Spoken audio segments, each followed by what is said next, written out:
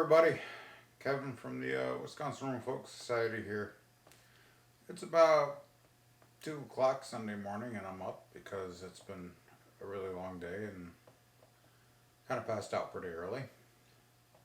So I'm sitting here with a cup of coffee, hopefully catching a few more hours of sleep eventually, and then I have some forging lessons to go and attend today. I guess we'll talk about a little bit about winter and everything. I tried getting out and filming today. The mosquitoes were just not letting me do it. And now it is just thunder, lightning, and brief spells of clear sky. So, unfortunately, you're getting a video inside today. So, during the winter, I figured we'd do more book reviews and things like that and garage work. We would do, more on the altar build. We do planning, we do forging, things like that. It's going to try to be part of my business that I'm starting. So, I have not yet determined a permanent name for that business. It keeps fluctuating a little bit. But once I get there, I'll start promoting on our page, as usual. Let's see. So, my rule with books is I have to finish at least one or two before buying any more. And I have to eventually here build a shelf for them. So, one of the books that I would like to finish out and actually review for you guys is Kershaw's The One-Eyed God. It's in a Journal of Indo-European Study. And everything's been told. People have mixed opinions about this book. You can get a fresh new print copy from Amazon. It will cost you around 80 USD. And that's because the books are printed. When I got this, it was freshly printed. You could smell it and everything. And for those of you that are really into books, you know exactly what I'm talking about. I cannot do the Kindle thing. I cannot look at the screen constantly and just, read. It drives my eyes absolutely crazy. So I got to get the study set up. I got to get, the bookshelf, and then we can start doing things in the study. That's going to be when there's snow on the ground and then it's at least 30 or less out. I can go out and take cold. We do stay active in the winter, but it can be pretty difficult to go places and do things. So I tried going out and filming today, like I mentioned. But I also tried going to a place where I know there is a yew tree that I could film for my video in September. The bugs and mosquitoes were pretty bad. It was so humid and hot that there was just no way you were sitting there talking and being able to do without getting eaten alive. So it's one of those things, right? If you guys want a particular book that I can get a hold of that you would like read and reviewed, let me know. One of my things is getting a lot of these harder to get books. I do not like printing books. It's a lot of money, it's a lot of time, and as long as I can get a hold of it, I'll get a hold of it. That way I have a hard copy in my library.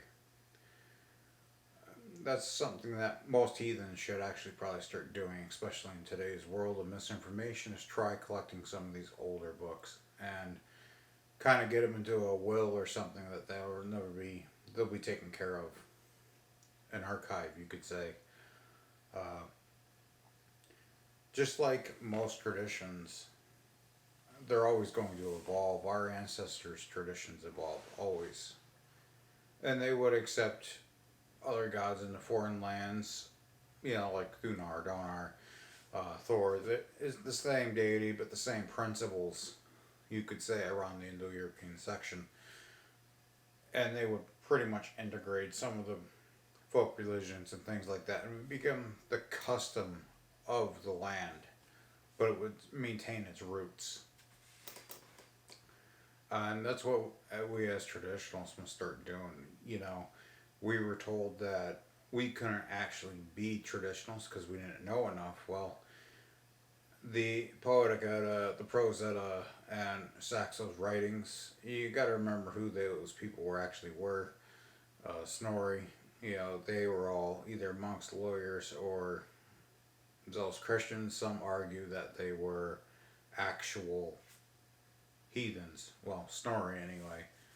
But he just probably had his motives, I think, personally.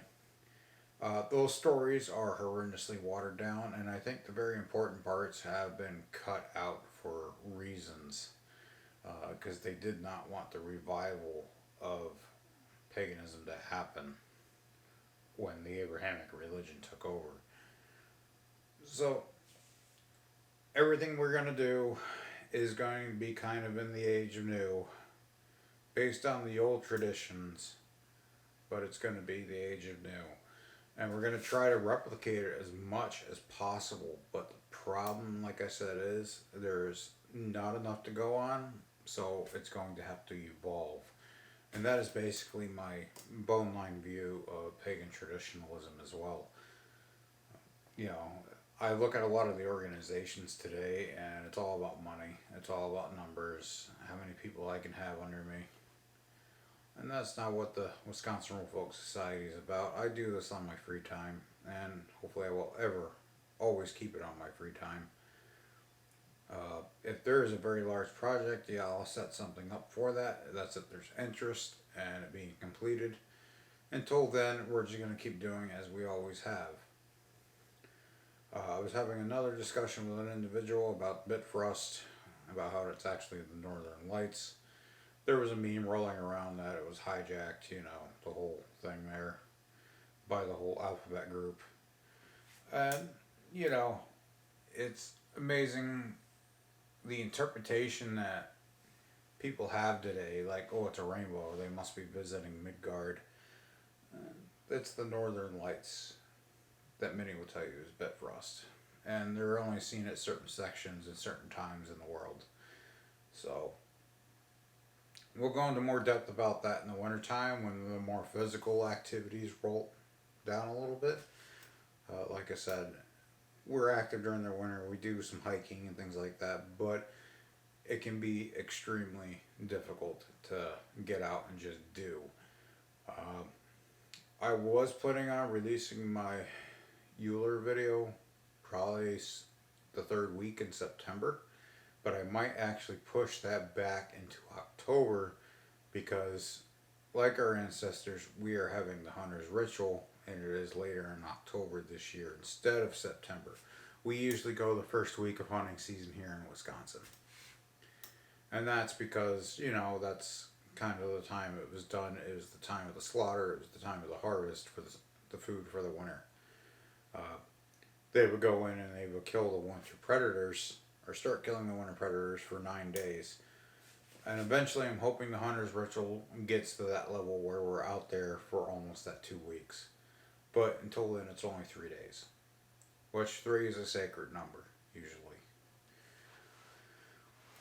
But anyways, I'm probably going to try to get reading Chris Kershaw's book here, finishing it out. And I will try to get something set up when I get the study set up so I can actually review that book for you guys. I have Polymos. I don't have Polymos 2 yet. But those are definitely 2 books I would probably have to reread, and I would love to review. Gods in the Abyss the same way, because that is kind of how I started and got into it a little more, what we know as pagan traditionalism. So, hopefully it's nice out tomorrow, and hopefully the mosquitoes aren't rampant. They are bad. It's like a whole new brood hatched, and they're like everywhere. So, next spring we're going to be basically renovating the yard and everything so that they stay out of the yard. We try to use all natural plants, native plants to our state, and that way, we're not upsetting the balance. Well, everyone around here has these exotics, rarities, and whatever else, or that's what they like to call them, but really everyone's got them. So it will probably do a little of that homesteading type of deal in the springtime, and we'll start classes eventually too. I'd also possibly in February or January would like to put up a class on runes as well.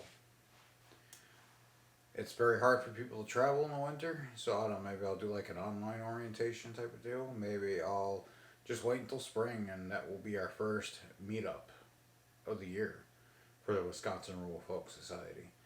So maybe we'll do it about March or April, because that's usually about the time people get rolling around. I don't like making people travel in the wintertime here. Winter can be tough on the vehicle, it can be tough on the people. Um, One year I remember driving and I let my truck warm up for 30 minutes because it was so cold. And people would just start driving, take off, and about a mile down the road, next thing you know, they're broke down because their head gasket blown. You know, it's common sense, things like that, that you have to keep your wits about you, like our ancestors did. They just lived in a different time. But, anyways, this is your video for the week, guys. Sorry it wasn't a little more like they usually have been. Uh, Weather is a thing, especially with expensive camera equipment. If my camera was waterproof and I could wear longer sleeves and be out there, I would. But unfortunately, I tried today and it was bad. So, alright, like, share, and subscribe if you'd like to know more. Drop us a message, leave a comment. I'll get back to you eventually. I check it periodically. Uh, Facebook sucks, I know. Really, I mean, we reach people, but we don't reach the mass amount of people. So if you've got suggestions for that, leave a comment. Alright, catch you guys later. Stay rural.